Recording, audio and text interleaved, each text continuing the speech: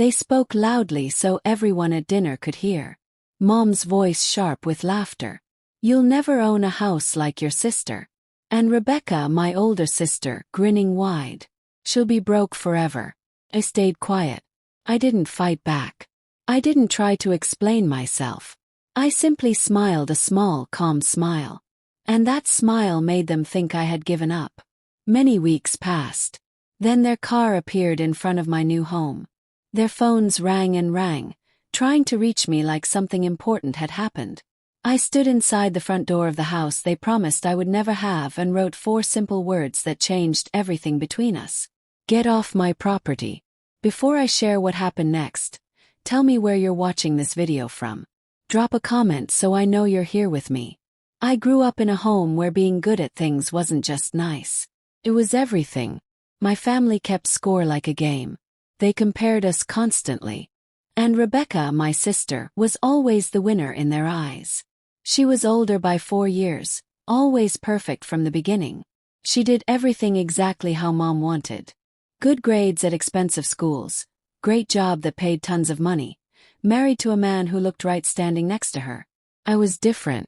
I was the quiet kid who drew pictures in notebooks late at night. The one who liked mixing paints instead of working with numbers. The one who never fit into the shape Mom tried to squeeze me into. Mom couldn't understand why I picked art over something safe. Why I chose a tiny apartment in the busy city instead of a big house in the quiet suburbs. Why I refused the life she had planned for me since I was little. At every holiday meal, Rebecca's wins were talked about like fairy tales. New job with a fancy name, bigger paycheck, another house, expensive trips to faraway places. Each story told with Mom beaming next to her, nodding like she had built Rebecca herself. Then there was me. Asked about quickly, usually followed by a long breath, a look, or Mom shaking her head when I talked about something that didn't sound big enough. Still I kept trying. Not trying to wow them but trying to stay part of the family. Hoping someday they would see me as more than just someone who disappointed them.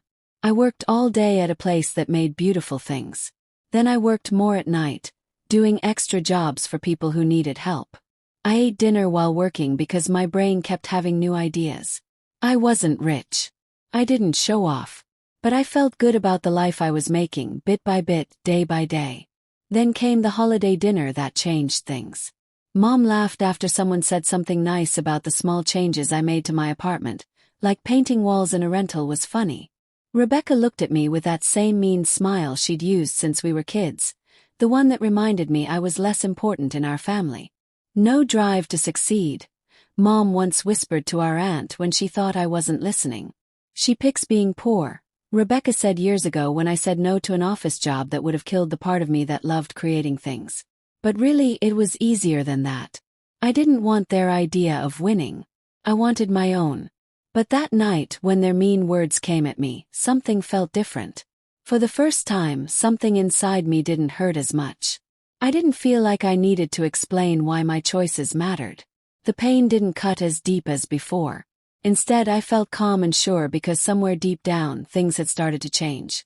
After dinner ended, I drove home with coldness settling into my chest that wouldn't leave.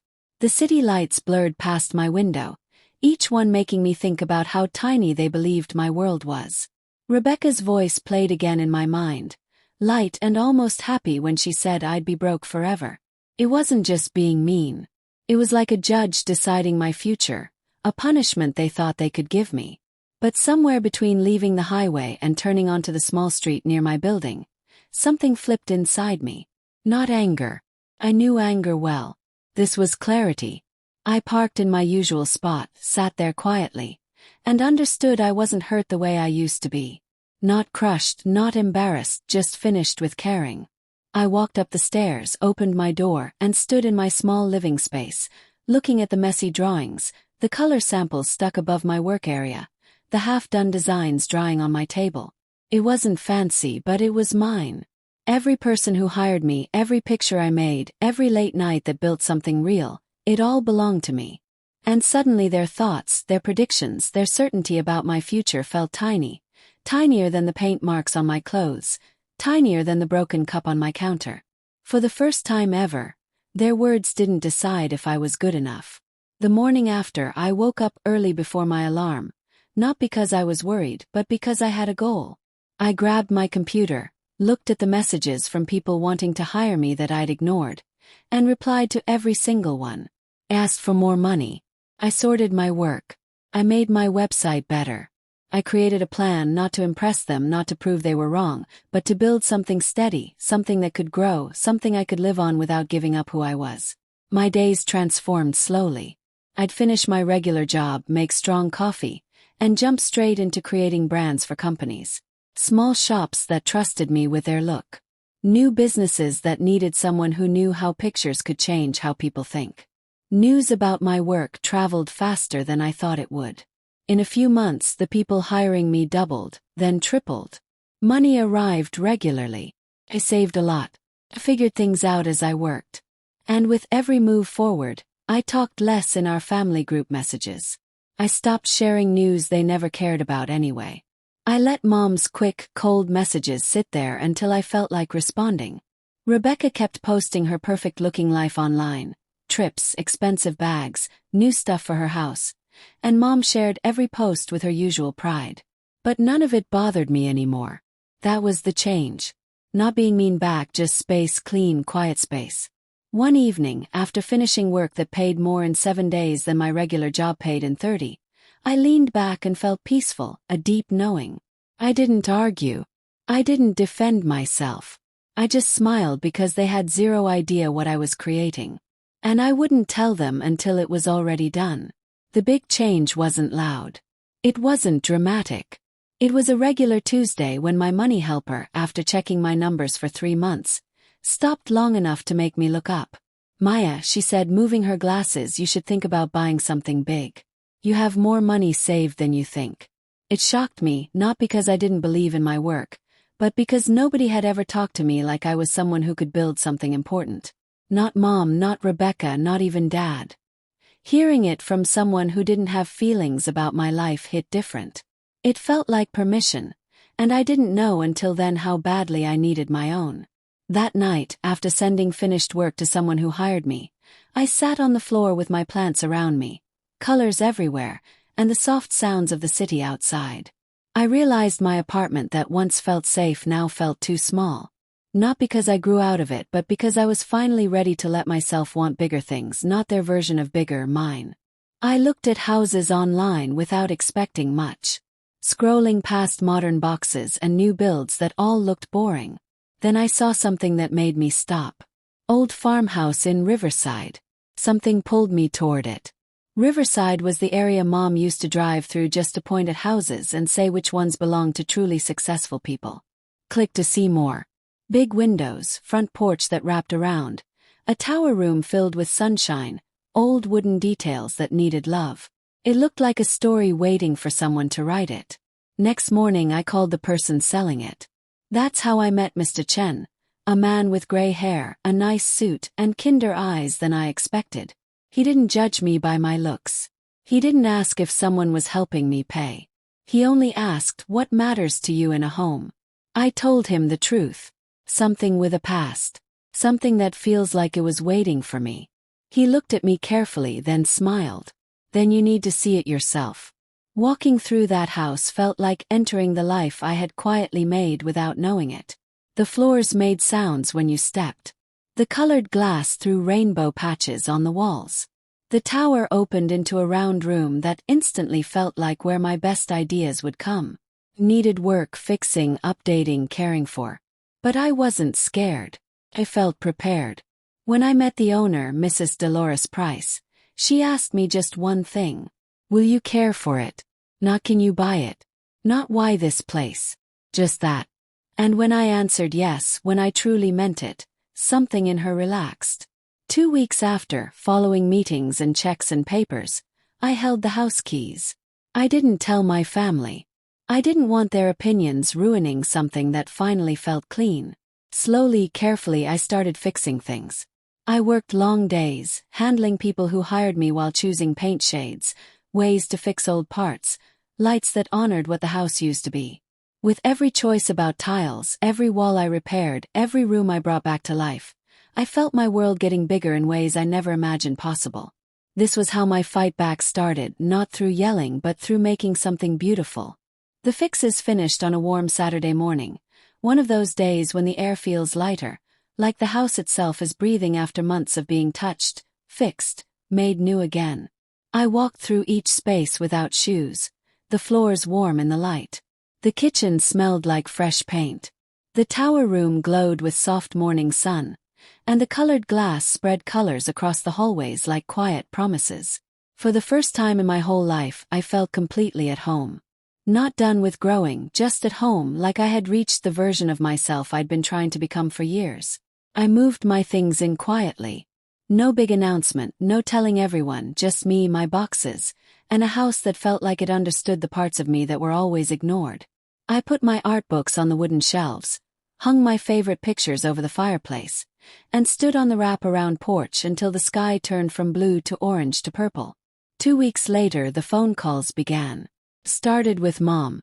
Her voice somewhere between suspicious and unable to believe. "Maya, your sister heard you've been saying you bought a house. Is that real?"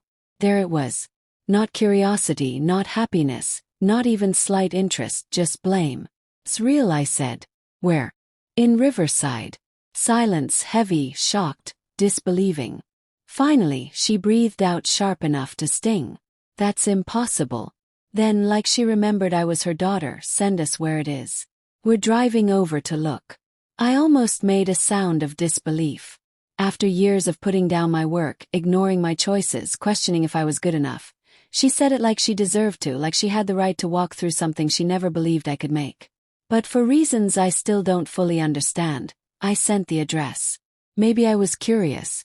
Maybe I needed closure. Maybe I wanted them to witness, not for their approval, but for the truth. The truth of who I'd become without needing them. I didn't get anything ready for them coming. Not one explanation, not one paper to show. For the first time ever, I felt no need to defend myself. An hour passed. While I was in the tower room looking at color choices for someone who hired me, my phone lit up. Then again, then more, call after call from Mom. Another from Rebecca, a message from both. And more. I didn't pick up. I walked down the stairs, the soft sounds of the hallway already familiar, and stepped into the front space. Through the colored glass shapes on the window, I saw movement. A car pulling close, doors shutting, voices talking over each other. They had arrived. I stood near the entrance as their shadows moved across the porch. Rebecca knocked first. Fast, annoyed. "Maya, open up." Another knock, harder. "Maya, stop being silly." Mom's voice snapped. "We're outside. Let us inside." They weren't asking nicely. They were demanding, the same way they always did. I didn't move forward. I didn't say anything. I just watched their dark shapes move behind the glass. Then my phone glowed again. Call, then another, a message, then more. Each buzz felt like a memory of every year I tried to earn their love, every time I stayed quiet to avoid fighting. As the porch filled with their frustration, I walked to the window at the other end of the hall. From there, I could see the curve of my driveway, long, neat, lined with old trees, and their car sitting at the end of it, like an unwanted reminder of a life I'd left behind. They stepped off the porch, walking around, calling again, the impatience turning into something almost desperate. I could feel the urgency coming off them, not because they cared about me truly, but because they couldn't understand a version of my life that didn't circle around theirs. It hit me how strange this was. These were the same people who once laughed at a dinner table that I'd never have my own home. The same ones who said I'd be broke forever. The same ones who hadn't noticed me slowly, quietly building a life that no longer included begging for respect from them. Rebecca called again. The ringing buzzed through the quiet entrance area. "Maya, this is childish," she said in a voice trained to sound better than others. "Just open the door." I let the call end. Another message arrived, this time from Mom. "We're waiting outside. Come out here." 4 years, that tone would have sent me spinning, rushing to prove I deserved something as basic as respect. But standing in my own house, surrounded by walls I picked, floors I fixed, space I claimed, something clicked into perfect place. Picked up my phone. I opened a new message. I typed slowly, carefully, "Get off my property." 4 words, clean, final, unbreakable. I watched them both look at their phones almost at the same time. First confusion, then shock, then something like disbelief as they lifted their eyes back toward the house. I stepped further into the hallway, letting the shadows hide me so they wouldn't see the small, peaceful smile on my face. They didn't knock again. They didn't shout my name. They just stood there for a long moment, staring at the house they once promised I'd never own, trying to understand a line I had every right to draw. Finally, Rebecca turned first, her body stiff. Mom waited longer, looking back at the porch like she expected me to change my mind. I didn't. They walked to their car. The engine came to life. The small rocks shifted under their wheels as they backed away from my driveway, and with each slow movement of the car, a heaviness I hadn't fully realized I was carrying lifted away. They weren't gone forever, but their power over my life was. I stood alone in the entrance area, the light moving across the floorboards, the house settling around me with small, gentle sounds. The silence wasn't empty. It was full of the person I had become, full of the future I had built with my own 2 hands, full of the peace that comes when you stop asking people to treat you better and instead walk into the life where you're already enough. That was the day my past finally ended and the day my real life truly started. In the days after they drove away from my home, the silence from my family felt different. Less like something missing and more like open space. No demands, no comparing, no sudden reminders of where they ranked me in the family order. Just room to breathe, the kind I'd never been allowed before. A week went by. Rebecca sent an email, not defensive, not acting superior, just real. She admitted the things she had said her whole life weren't real confidence, but fear. That watching me build something by myself forced her to face the emptiness of the life she performed for approval. Mom's message came later, shorter, shakier. She didn't make excuses, only said she was trying to understand how her version of love had turned into pressure, heavy enough to push me far away. I didn't rush to reply to either message. Healing doesn't run, it walks slowly. But for the first time, I wasn't answering from fear or wanting their love. I was answering from a home that held me, from a life I had shaped without asking their permission. When I finally wrote back, I didn't promise we'd be close. I promised honesty and clear lines about what was okay. And that was enough to begin something new. Do you want me to keep going with part 7? Use 60 words at most. If this story taught me anything, it's that lines you draw aren't walls keeping people out. They're doors you learn to protect.